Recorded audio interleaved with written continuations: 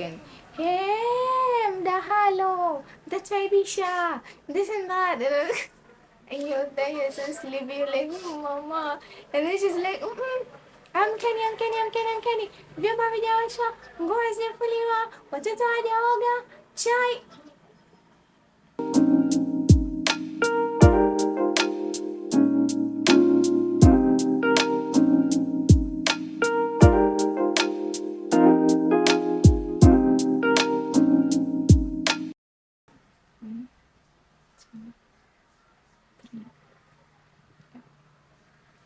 Hello and welcome to my YouTube channel.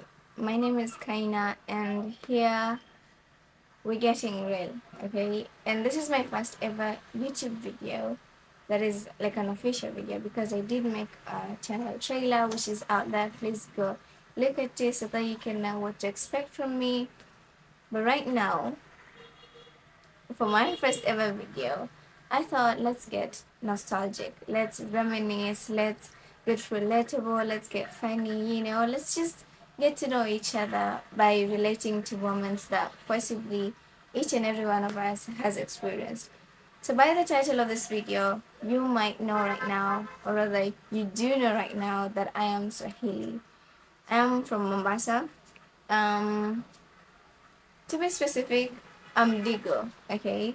And I've lived in a Swahili home my whole life. And there's so many things that are so funny, so relatable, and they just bring the joy. And if you've lived in a Swahili home, you do know these things.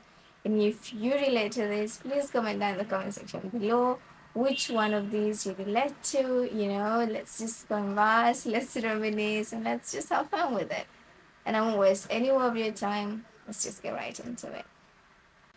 So the first relatable thing in a Swahili home is when you have visitors over, okay, and then you become the waitress, you become the caterer, you become the maid.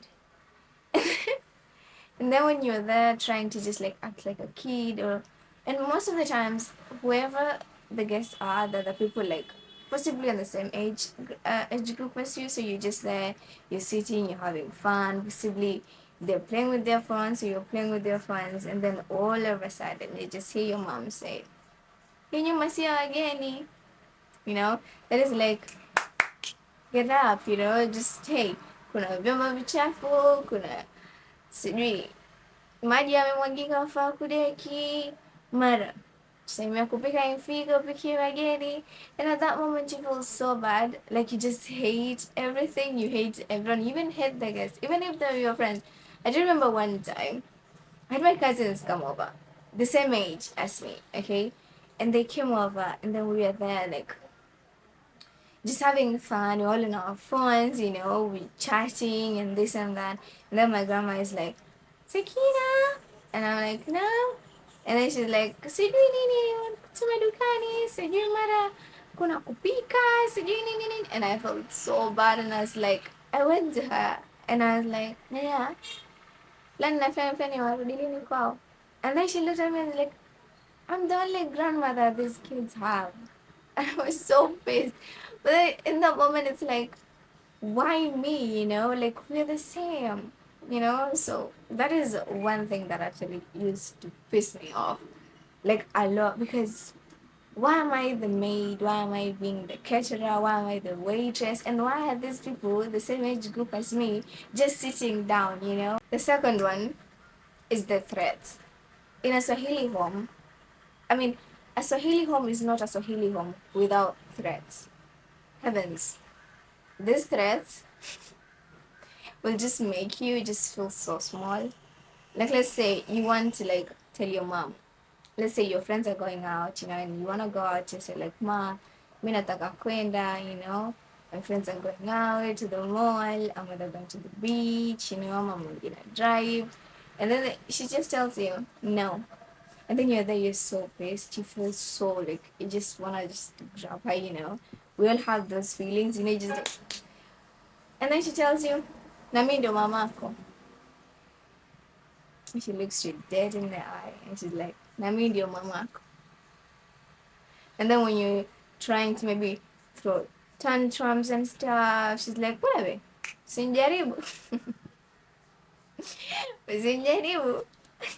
And while we're on threads, there's this other thread that I am sure it's in every, let's say, African home, you know, the eye thread.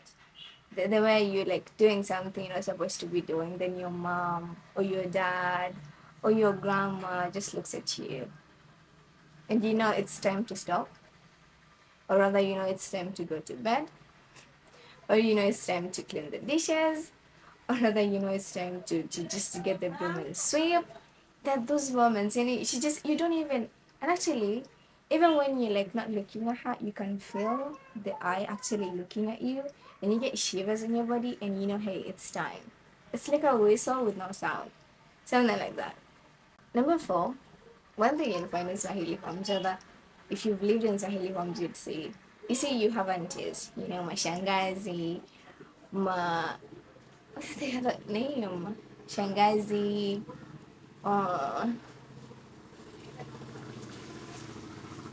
oh boy, mashangazi. I don't know the other name. We have another name for that. Wakaza, you know. So you'd have these aunties of yours who come to your home and they're seated down and they're like talking about things. And at that time is when they're like sending you to get them something. So you go get them like juice, you know, or water, and then you bring the water to them. And immediately you do bring the water to them, and you make a slight noise, you know. They want the water and they want you to get the water, but they don't want to hear you bring the water. They just want the cups filled, you know.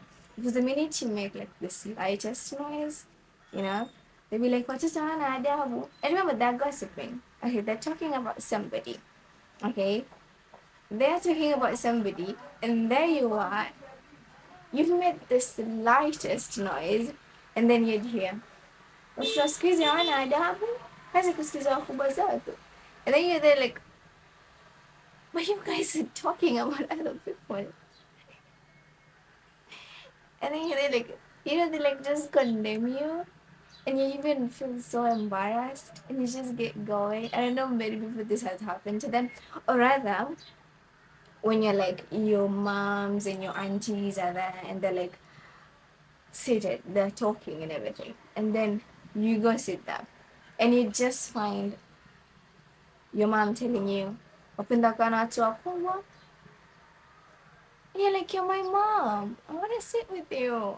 Even though, yes, I want that to listen. But you're my, you know, you guys, tell me if you've experienced this in a Swahili home. Because I'm sure there's a time my mom was like seated with like my other aunties. And I went there like, nenda kacheze. Or like, nenda kacheze. Oh my god, it's just so embarrassing. Especially, let's say if you've told your cousins, wacha nikasikize wanasema nini, then you get them, then you're told, nenda kacheze. Another relatable thing in a Swahili home, and maybe this is also in all African homes, but the Sunday morning or the Saturday morning where you have a cleaning spray, you know, that day is where all the bags are out, all the curtains are down, all the, we call them busati, no, the carpets, the hard and heavy carpets, they're out and people are supposed to brush them. It is the day that everything in the house is just taken down and people are cleaning everything. It's normal and it's there and it's always, and you even know it in your head. For us in our home, we used to have this thing whereby it's, we have a schedule. If this week you're doing the carpets and the curtains, next week you'll be in the kitchen, you know, something like that. And if today you're hanging the clothes and next week you'll be folding the clothes, something like that. But then every Saturday or Sunday, it was like work day. You know, it's like reset day, literally. And this reset day takes the whole house to actually do the reset. Everyone is working at it. Everyone is working at it. And you don't rest till it's at night when you're super, super tired. And most of the time, like the whole day, you maybe spent cleaning clothes, organizing utensils and everything, and then at night you just sit down with the pile of clothes in your bedroom on your bed, and then you're all there and you're trying to organize clothes, and then it's like not just your clothes, like everyone in the family's clothes, and they're like hinia nani, hinia nani. It used to be fun because at that time it's like when we talk like mwana baba amekuja, alivyokuja mwana vile anatuangalia, you know.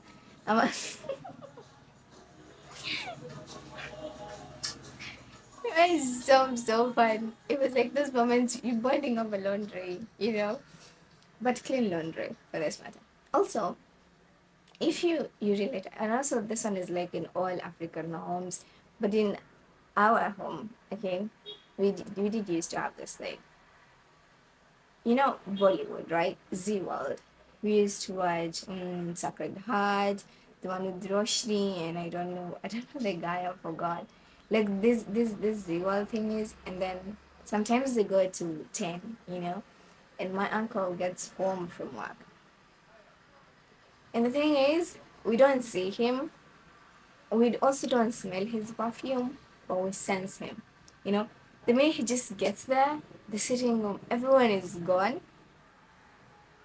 the lights are off, the TV is off, and everyone gets to bed and everyone just stays quiet because at that moment we're not supposed to be on at that time, you know, like watching TV or anything. We're not supposed to be doing that. So it gets to that moment and we're running, and this mostly happened during the corona time. There's still a time when he was going to work and stuff and he's coming home late, and when he comes home late, before he before he even touches the door, we're all asleep. And I don't even know how it used to happen. I don't know if this is in all African homes, but in our Swahili home, and this is funny, every morning that there wasn't school, we were just at home, you know, just, I don't know, just there. Say it's a Saturday or Sunday, and maybe we don't have madrasa, you know, we're just at home. You'll find that my auntie, she gets into the room, storms into the room. And first we used to sleep like per bed two people, you know, and it's like girls.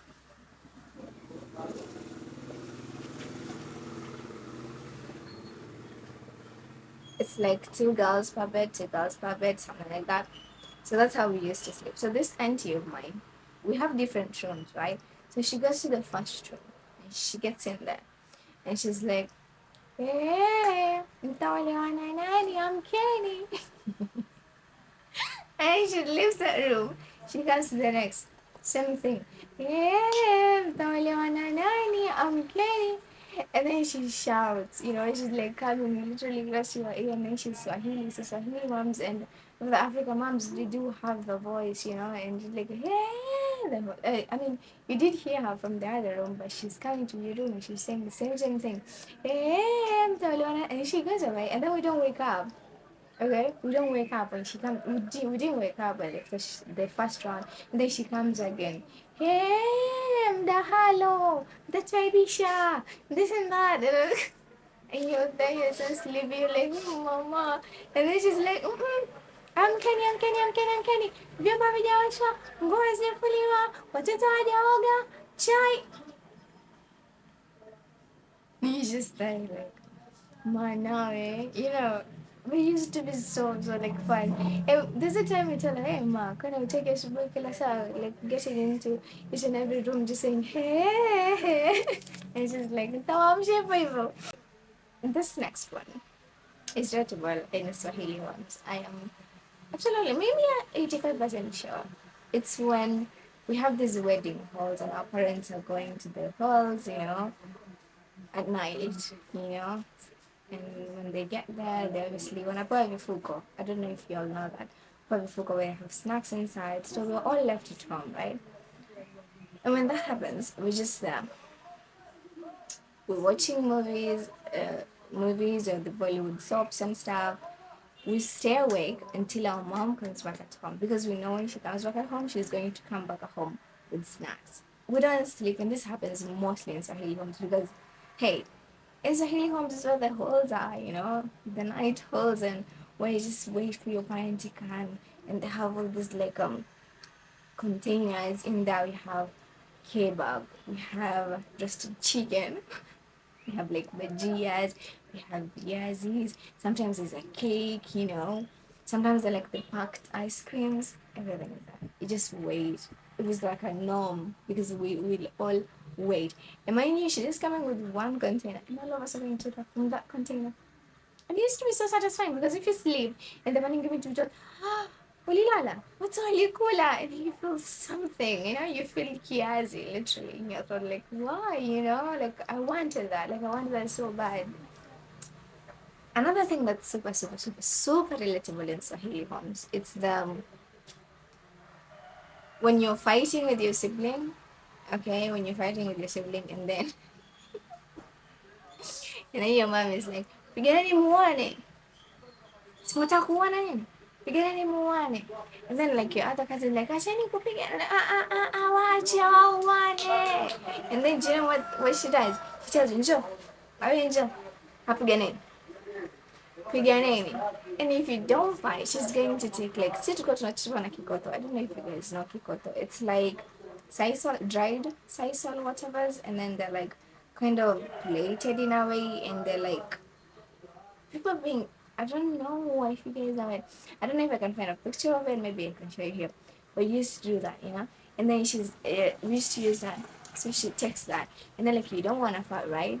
And then she used to hit you with it. And I started that sometimes it's like too long. Well, like if she does like hit you from this side, it goes like this, and you feel it all over your body. It used to be bad, really, really bad. But it used to be fun. Living in a Swahili home is like fun, chaotic, dramatic, but also full of love. Because I'm an only child, okay? I'm an only child, but I've lived with my auntie for like a long time, and by doing that, I've gotten close to all these cousins of mine who are super, super, super, super fun, and I love them so much. And right now, they are my siblings. Like people like, do you have siblings? And I'm like, yeah, I have several actually. So it's fun, and our bond has grown over the years, and they're like literally my brothers. So I'm not an only child anymore. I mean, biologically, but I'm not, because these all are my little sisters, and I also have big brothers. So living in a Swahili home is great, really great. And I'm sure I'm not the only one who's lived in a Swahili home, or rather in an African home, because I feel like so many things kind of relate, because I've had friends that tell me, like Mama Yao just looks at them with just the eye and they know what they're supposed to be doing and what they're not supposed to be doing. So anyways, I kind of feel like this. And actually, if you do have one like relatable moment, of living in your Swahili home or rather in your African home, please do comment down in the comment section below, or in any other home. I do know that I don't know if it's the Latinas, or I don't know. I think the Latinas. The mothers use the chanclas, and that is also used back at our home, like sleepers, champali. Champali. Like you do something wrong and then champali, share the tracks down. Evil. So please do share. Share, share, share, share, share. Share your relatable moments of living in your household or in your culture. Let us know what you've experienced, what you've learned and everything. Maybe it's not different, because at the end of the day, living in a home is all about the parenting and stuff. So there's that. So anyways, thank you so much for watching this video. I've enjoyed reminiscing. It's like I'm back in 2020, or rather 2019, and I'm like just living in the moment, just enjoying the moment, and it feels good, because right now we've grown and people are kind of in different places and stuff, but it's really nice to reminisce. So anyways, thank you so much for watching this video. If you like this, like, comment, share and subscribe. And if you haven't hit the notification bell yet, please do hit the notification bell. I am trying to create more videos, and I hope you enjoy being this journey so that we can enjoy and have fun with it. I'm not a serious person, okay? I'm just I don't know. I'm just me. Anyways, thank you so much for watching. I've said that before. You know, this is me being an amateur because I've never done this before, and this is the first time I'm actually doing this before. And I swear to God, I hope I'm actually looking at this camera because I've been trying to just stay fixated on the camera. This you talk like you're talking to a friend. So, hope this works.